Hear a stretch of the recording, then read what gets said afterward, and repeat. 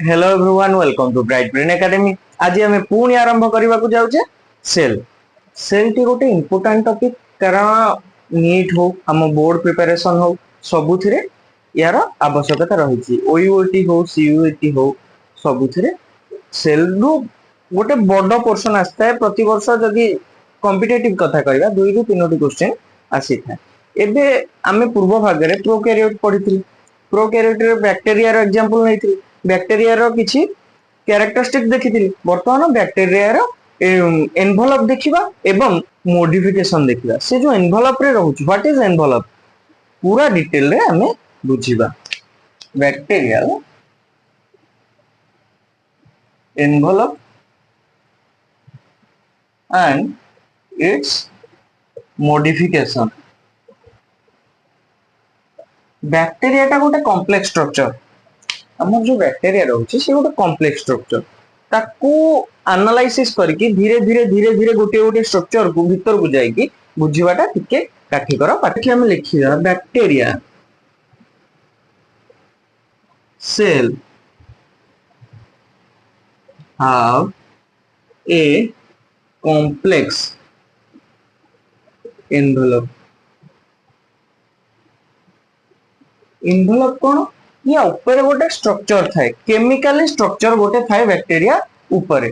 ऊपर layer A जो envelope T कितोटी जिंस को नेकी गठित ये तीनोटी जिंस को नेकी गठित फास्ट रहिबा हमर ग्लाइकोकैलिक्स ठीक अछि ग्लाइकोकैलिक्स देन आसीबो सेल वॉल देन आसीबो प्लाज्मा मेम्ब्रेन ये तीनोटी रे सबुठू आउटर मोस्ट लेयर एटा आउटर मोस्ट लेयर देन ये दी जन रही ये तीनोटी रो मेन फंक्शनलिटी कोन प्रोटेक्शन ठीक अछि एनवेलप जोगु आमे बैक्टीरिया को दुई भाग रे विभक्त करि परिबा गोटे प्रोसीजर रहउची जहा को आमे कहउची ग्राम जिग प्रोसीजर नाम मन रखो ग्राम जिग ई प्रोसेस द्वारा आमे बैक्टीरिया को दुई भाग रे विभक्त करि परिबा याकू मध्ये स्टेनिंग कहा जाय स्टेनिंग या द्वारा गोटे ग्राम पॉजिटिव ग्राम पॉजिटिव आ गोटे ग्राम नेगेटिव एथिरे गोटे स्टेनिंग रे ये कलर देई थाए गोटे करे कलर देई न थाए तेनु आमे याकू दुई भाग रे विभक्त करि परिबा gram positive and gram negative बुझेला ग्लाइकोकैलिक्स रो लेयर गुडी को पढिबा जहा जहा लिखा होची भलसे ताकू थरे लिखिनियो एवं प्रैक्टिस करनियो तापर जाय कि question short type question previous year question सब लगे देले हमर हेई जीवो काम ग्लाइकोकैलिक्स लेयर ग्लाइकोकैलिक्स रो दीटा लेयर थाए गोटे लूज लेयर थाए लूज शीट गोटे टाइट शीट थाए लूज टाकू आमे साधारणतः कहि थाउ स्लाइम लेयर आउ टाइट टाकू आमे कहि थाउ कैप्सूल बुझेला या पर हमें आसीबा सेल वॉल को जो तीनटा लेयर हमर अछि देन हमें आसीबा सेल वॉल कोन करे सेल वॉल होची skeletal system of bacteria skeletal system of bacteria कहीं की ये ताको गोटे प्रॉपर शेप दिए एंड प्रिवेंट फ्रॉम बर्स्टिंग ताको फाटिबारु रक्षा करी थाए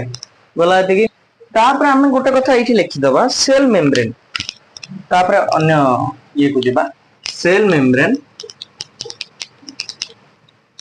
गोटे कथा मन रख सिलेक्टिवली परमिएबल मीन्स कोन किछि जिंस को भीतर को जिबा को अलाउ करे किछि जिंस को बाहर रखी दिए सब जिंस को भीतर को अलाउ करी न थाए क्लियर मिजोजोम पढ़िबा व्हाट इज मिजोजोम हमर जो ग्लाइकोकैलिक्स तापरे हमर रहला सेल वॉल देन हमर plasma membrane extension of plasma membrane is known as कौन मिजोजोम मिजोजोम भीतर कौन कौन सब थाए वेसिकल ट्यूब्यूल लामेला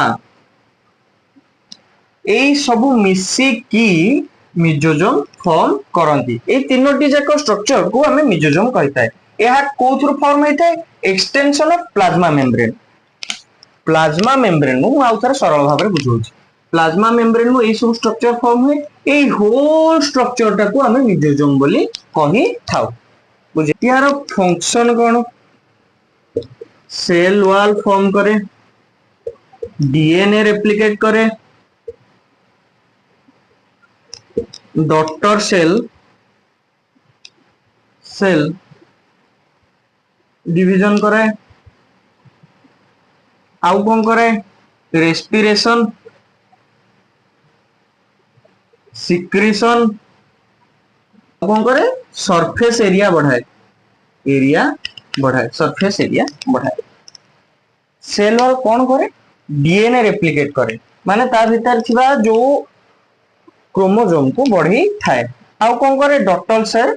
को बढ़ई थाए निजो रिप्रोडक्शन में भी हेल्प करे सेल वॉल फॉर्म करी थाए रेस्पिरेशन ता भीतर जो रेस्पिरेशन चले ता को मध्य हेल्प करता है कि मिजोजोम सिक्रीशन ता ऊपर गोटे चिपचिप लेयर गोटे थाए जोटा कि प्रोटेक्शन में हेल्प करे से सिक्रीशन मध्य ये करता है और सरफेस एरिया निजो एरिया बढ़ेबारे ये हेल्प करी थाए ये तो गला खाली बैक्टीरिया कथा गोटे साइनो बैक्टीरिया थाए सेथिरे प्लाज्मा मेम्ब्रेन रो एक्सटेंशन टा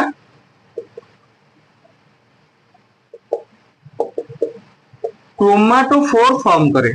क्रोमाटोफोर व्हिच हैविंग पिगमेंट थिला माने हमें कौन जानिबा क्रोमाटिन अछि माने हमें कौन जानिबा जे ये कलरफुल हेथिबो बुझेला साइनोबैक्टीरिया कलरफुल जोटा ग्रीन कलर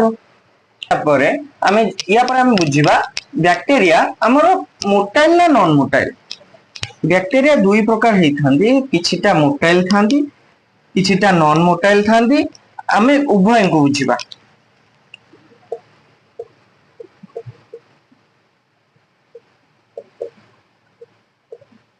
दी प्रकार बैक्टीरिया थांदी जेमिति हम मोटाइल आ गोटे नॉन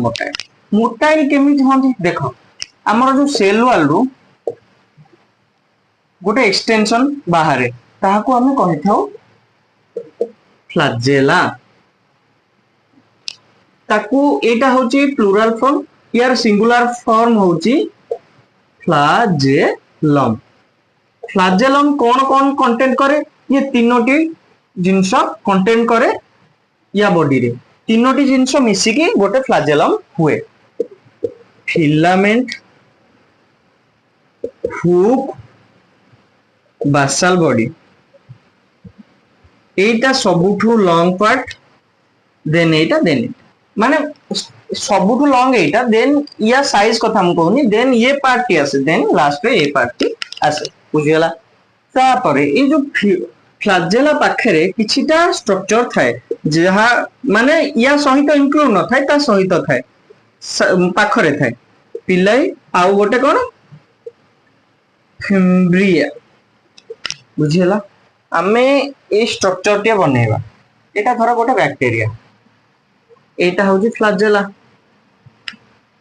ए जो एंती टिकी जिंस थिबो आकु कहिबा हमें फिम्ब्रिया आउ एठी फिम्ब्रिया ठु टिके बड़ टिक गोटे स्ट्रक्चर थियो ताको हमें कहबा पिले बुझियला एई जिंस हेल्प करे गोटे बैक्टीरिया को मूव करिया को जदी वीडियो भल लागि छि तबे लाइक शेयर एंड सब्सक्राइब करबा को जमा भूलियन धन्यवाद।